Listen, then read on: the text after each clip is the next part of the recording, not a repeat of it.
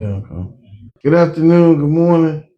Good morning. Good morning. This is another episode of the No Matter What podcast, right? We got my man Al T here today, man. Al just celebrated 2 years, man. Congratulations, Al, man. Appreciate you for Congratulations. staying, Thank you, man. my brother. I appreciate it. Yeah, yeah, Yes, yeah. sir. Yes, So sir. I thought it was fitting. I had to, after I heard Al speak for the celebration, I found it was fitting, like to bring. I asked Al would he come share on Done No Matter What podcast, right, for the nation, right. But before we get started, we always like to thank our establishment right here at the ESPN Head Zone for sponsoring this podcast, man, making this spot available to us, man, so we can come in here and carry a message of recovery to the still suffering addict, man, in and outside, right? So, Al, ain't nothing to it but to do it, man. Tell me, what age were you, man, when you first got started in the addiction process, man? Well, about 12 years old, because I was like a PK kid, so I had very limited movement growing up. So once I got 12, I had a little bit more rebellious spirit, so I ventured out just a little bit more, and I started out with drinking, Thunderbird, Okay. Wild Irish Rose. I wanted to be a part of the gang. And I say that because I didn't have no other perspective of a role model because my Right. dad wasn't there, and my mom was really bitter because of that, and that bitterness spilled over into my life, and so I was bitter. Okay. So in order for me to get out the bitterness, and I'm knowing that now because I have to say this because of step work. Right. Step work helped me to identify some stuff because when I first came, well, I'm not gonna get into that part, but so I had to try to identify who I was. So I put on a lot of. I spent my whole entire life hating who I was and trying to be somebody different. I call myself wanting to be like Robin Hood or It Takes a Thief or Alexander Money because we was very poor. Mhm. So because we were very poor and I was the oldest of the boys, it was three of us, and I had an older sister. I thought it was my duty to help my mom to take care of my brothers. So I stole and I really practiced being a thief. That was one of the hardest character defects for me to get rid of. And I'm saying all that now because of step work, the fourth step, and things of that nature that helped me. So when I started drinking with the gang, and I can remember my old heads would drink, go up. I'd take a couple pops, man, and they had to carry me home. So with that in mind, it drawed me to continue to go outward instead of coming back into what my mom and my dad, or my mom was trying to teach me. I didn't have my dad was trying to teach me because they say that your mother is like your first sponsor. Right. So because of that, I was really defiant, man. Yeah. I think I'm women. I think the intensity of the emotional aspect of their life, man, just crashed with me as a little boy because I hated not having a father, man. And so it wasn't until I came into the rooms in Narcotics Anonymous that I found out that was really a big issue with me. So in order to try to fill the void of that, I went and joined the gang, Pistol Pete, Warlord, Midgets. I wanted to get a reputation, you know what I'm saying? Right. I can remember sticks and bottles running up and down the street. Yeah, yo, all that kind of stuff. Right. And when that nature set in, and I went into the military with the same kind of rebellious nature, man. They booted me out, man, because I wound up just being defiant, man. They said if your attitude was the way you wear your uniform, then you'll be a higher rank. I'm like, nah, man, this ain't me. To tell you the truth, when they said this wife will become my wife, Right. man, I rebelled because I had a wife at home. So listen, you talk about step work, and so we talk about step work on this. We just don't endorse no group, right? Okay. We don't in group a specific group. Right. Because everybody welcome here on this Yes, sir. podcast, Yes, right? sir. Because the only way we can get help is because diversity is our strength. So some people might think they're suffering in one area, but we know it trickled down to all other areas. Mm-hmm, Right? mm-hmm. And so that's why. Mhm. But we can talk about step work. We can talk about traditions. We can Mhm. talk about all because that's what help us, Mhm. and that's your story. And so because you telling your story, you free to speak about whatever it is that help you out. Okay. So I just wanted to say that and make so you ain't got to worry about missing words and none of that, right? Mhm. We just don't endure. But still, that's where you got your help from. That's where you got your help from. Right, it's true. Okay, well, and I'm glad you said that because the freedom that I'm starting to get from my recovery now the program of Narcotics Anonymous has taught me how to handle that freedom, man. So I'm glad that you said that because I have my perspective on a lot of things because I'm an artist and I studied hard to be an artist. Years of perfecting this craft to interpret things from an artistical point of view. Because remember, they took art out of school. So I feel like I'm like a messenger when it comes to my recovery because I had to work so hard. It's when I say my creativity was crushed. You talk about the disease of addiction, touching every area of my life like tentacles. You know what I'm saying? So it was very hard for me to try to decipher what I had to get loose of first because my character defects helped protect me from the pain that I felt from not having a dad and becoming rebellious with my mom. Right. I had like 3 marriages, man, and I come to find out now those marriages was based on me making judgments because of my character defects. What I want, what I think is good. So when they became pregnant, I married them because of the integrity that my family instilled in me as a young man. So now that I understand that in Narcotics Anonymous, that my integrity is much more deeper than just a religious perspective. It's how I'm supposed to conduct myself, in any situation. Right. My integrity helps catapult me to say that I'm recovering. The atmosphere of recovery is a feeling.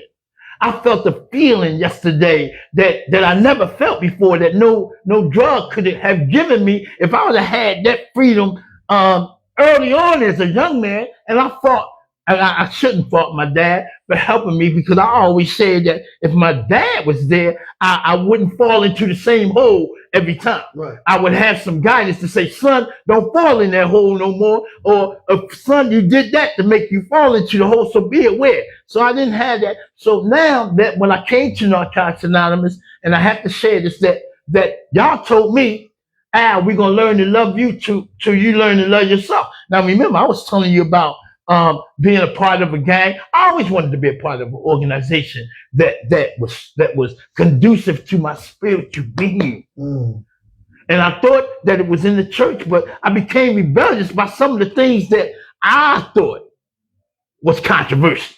So when I came to Narcotics Anonymous and y'all told me that this is a spiritual program, that it's not religious in nature, I could erase away all the things that I had to do in order to feel like I was getting some kind of spiritual revelation. All I had to do was stop doing what they told me to do. That Al, we're gonna get high tonight, we're gonna smoke, we're gonna drink, we're gonna party, we're gonna just have a bunch of women and we're just gonna lay it, all kinds of stuff that the world was telling me, or that society was telling me. I understand now that we are a society in a society. So I love our society. Our society loves us back. We protect each other at all costs. The society out there, I had to fight different entities in order to survive. And all them entities was not conducive to my recovery, wasn't conducive to my spiritual man. Remember now, when I went to Narcotics Anonymous, not only did I had resentments against my dad, male figures, I also had resentments against myself because I didn't know who I was. Right. And I was trying to portray and be all this other stuff, and it wasn't conducive to my spiritual growth. It wasn't until I heard you got to get honest, open-minded. First of all, you got to get willing too. Right. You got to get willing to allow the manifestation of this program to materialize in your life. Remember, all them tentacles, man. Right. I ain't know that because I joined Narcotics Anonymous, I joined Narcotics Anonymous because we all say that I just wanted to stop using. Yeah. I just wanted to try to get out the grips of the pain that I was in, and I didn't know how. And they told me to go to Narcotics Anonymous, or it was suggested, or that was the solution. Go to Narcotics Anonymous. So I came, and because of the process of shedding the mask, or just coming out of that stuff, man, getting loose from the grips of the devastation that I caused throughout my life. Hey, Al, man, I hear your enthusiasm, right? Because I know what it's like to be enthusiastic about catching on, right? See, we don't catch up with other people, but we catch on to what the program told us, right? So you talked about two things, right? You talked about a feeling you had yesterday. And you talking about from being able to fellowship out there at the cookout, right? Mm-hmm, that big event that we had yesterday. Talking about like being a big old family, right? Like a family reunion. Because that's what it was, right? Yes, sir. Yes, sir. So all diversity was out there, right? So diversity is the strength, right? Diversity is how we like keep the process going, man. Because that means we can get help from anybody, right? But then the second thing you talked about was integrity, right? Integrity is doing the right thing for the right reason, showing up and growing up, right? So when we show up for ourselves, we be able to show up for somebody else, right? Yes, sir. And so yes, sir. The process of recovery allows us, right, to say, damn, you know what I mean? I ain't that dude no more, right? My family can count on me. I can count on me. Most importantly, I can count on me, right? And so I know if I can count on me, then I can be there for you. Right? That's right. And and I'm glad you mentioned that, because that is a very important part of, you said I had 2 years. That's true. I had time before, but I kind of like relapsed in the process. But my home group actually kind of like broke open for me the family integrity that we had, because my windshield got broke at the anniversary. From the big grill I had. I don't know. Somebody pushed it and it cracked the back of my window. Wow. And all I could do was I didn't want to let the broken window destroy the whole thing that I had, the admiration of being there, being responsible, and getting the grill, and helping my home group have one of the most fantastic celebrations for 37 years, man. Yeah. So when the window broke, I didn't want the window to destroy my feeling or the euphoria that I had. So I just put my head down and I dropped a couple tears, man. I didn't know how. The first time I didn't want to cuss. I didn't want to fuss. I didn't want to. So I just held my head down, Lord God, what you want me to do? So in the process, they say, Al, we're going to help you get a windshield. Now, you hear that a lot of times in the street. Yeah. You with your homies that night, they promise you that. You slap them, okay, bro. Now, we're going to help tomorrow. I'll see you tomorrow. Then when the sun rises, you don't see. Man, no. Right. We had our anniversary on Saturday. When the sun rose, I got up and went to my home group on Sunday, because that's what time we meet. And so we meet at 5:00, and they had $150 for me. It touched me, because if I wouldn't have got that $150, I would have never been so persistent to get a brand new windshield, because a brand new back window, because I got it the next day. And so that helped restore your faith in humanity. Yes, right. I didn't think of that. I might be biased, but I was just saying my Narcotics Anonymous. But they still human. But because they go where we go, they getting the same help we get. Yes. So they understand what it is to be what we just talked about. Showing the love, integrity. Right? They gave their word. They kept their word. Yep. And so they had integrity, right? Sir. When they and made that happen for you, man. Yes, sir. So listen, man. I'm just getting to know you, man. But the more I know you, man, I'm more getting to love you, man. Listen, man, I love your recovery, man. I love your spirit, man. Thank you. It rubs off on newer people in the home group, man. I see you in service, man. Always wanting to help somebody, man. Always, first person to hug, man. And that's what we need when we come through that. Because a lot of times, man, new people don't know what's in store when they walk through that door. Like this could be like what's going on up in this camp, right? What they really doing in there? Yeah.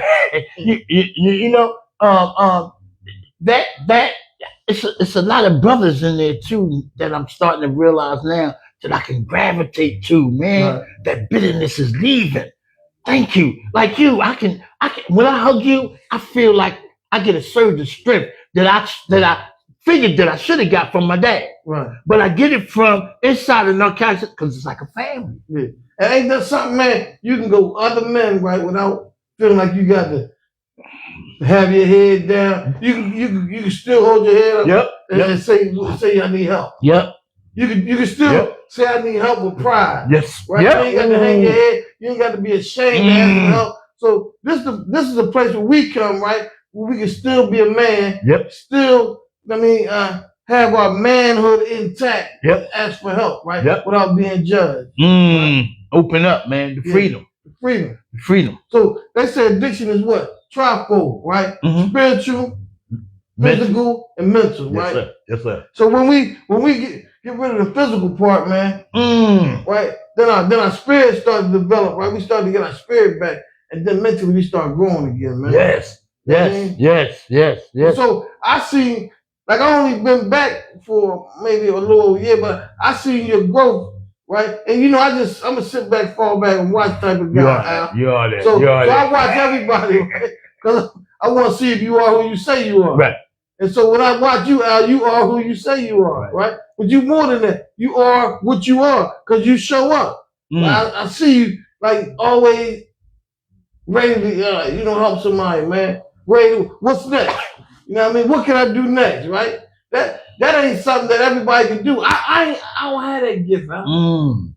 Because I'm still kind of selfish. Right. I'm still kind of selfish, self-centered. And I gotta say that because that's gonna help me. Right. I gotta talk about me. Yes, sir. Right. And so on my journey, right, by watching you be selfless all the time, I'm like, damn, I want to be more like Al. I want to start doing more. I want to start helping out more. Right. So that's what the home group is about, right? How you get served. And that's what Narcotics Anonymous is about, though. It's like I wanted. It's the best person. I was introduced to myself in narcotics recently. I'm 68 years old. I love myself. I said that. I'm good at loving because y'all taught me how to love. My mom taught me how to love. You know? Yeah, I see you two-stepping with yourself. And listen, if you don't two-step with you, who else gonna do it? Man, you know what they said? You gotta dance with somebody, and it's the right person because it's a rhythm. Right. I thought you just grab some. I was there, just grab anybody. No, you get somebody that got some rhythm, and y'all coincide and work it. That's why I love Narcotics Anonymous. That's why I love women that are working on themselves. They are very, possessive and all that. But I love a woman working because I'm working on myself. Right. I know that, and I know if we dance, we'll be in the rhythm. And I want to just, allow the rhythm of recovery, the rhythm of being free, who I am, to match who God is making me to become.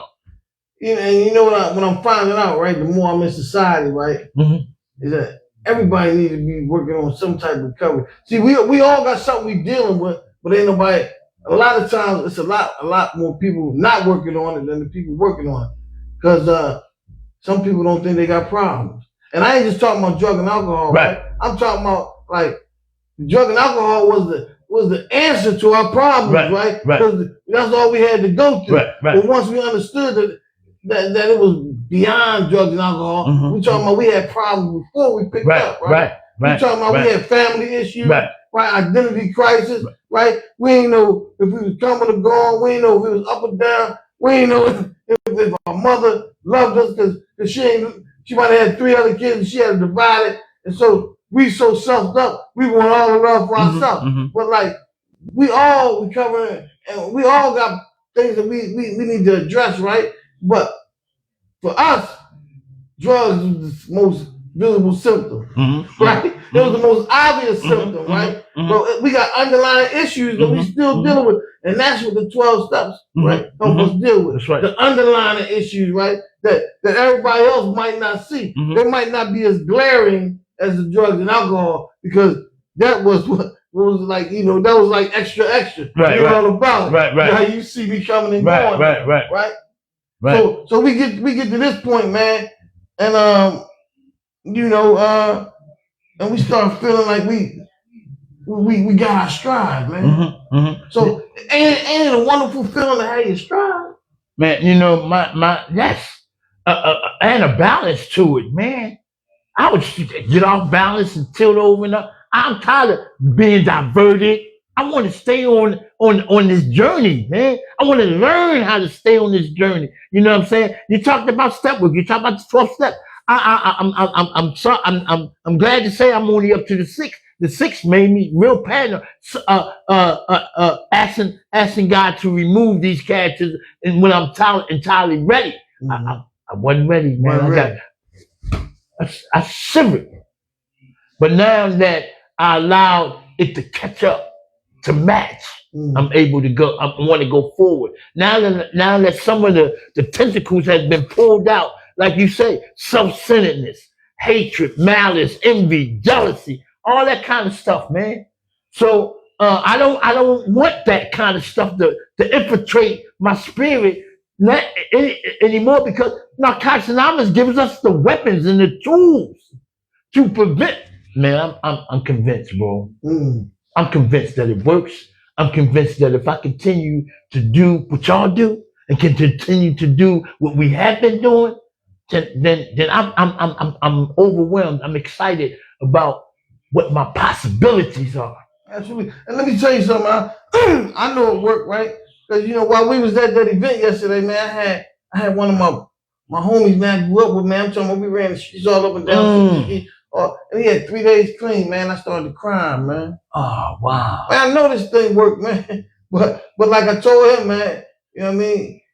We got to allow the process to work. We can't tweak our program, right? They say those who thoroughly follow this way. That's right. I was trying to. Yeah. Those who thoroughly follow this way, right, never fail, right? That's right. And so, but we can't beat it. We can't pray it. We can't put oil in it and think it's going to saturate into them. We can't microwave it into them. They got to catch on, man, and they got to have their own process, right? And so he was with a lady, right, and she had 11 months, and I kind of told her, I said, listen, he get you high before he get you clean, right? And that's my homie, right? But so you can't work his program. You got to work your program, because your program is your program. That's right. And when you try to work his program, you're gonna lose yourself in him. And so that's what I found out right here. Yes, I know. I try to get other people clean, and then I wind up using. Yes. Right. And then I wonder how I got here, or go back around the old neighborhood. Look at me, I'm clean now, right? Yeah. And that wasn't my job, man. My job was to keep going to meetings. Right? Calling my sponsor, showing up to my home group, and then see me in passing, man, and ask me later on, like, Jay, what you do, right? So, man, listen, this is Done No Matter What podcast. Okay. Tell me what that means to you. No matter what, I'm not going to use. Okay. I done been through it. This is it. Divorce. My mother died. I lost my job. I lost by default too, man. I'm talking about it wasn't even my fault.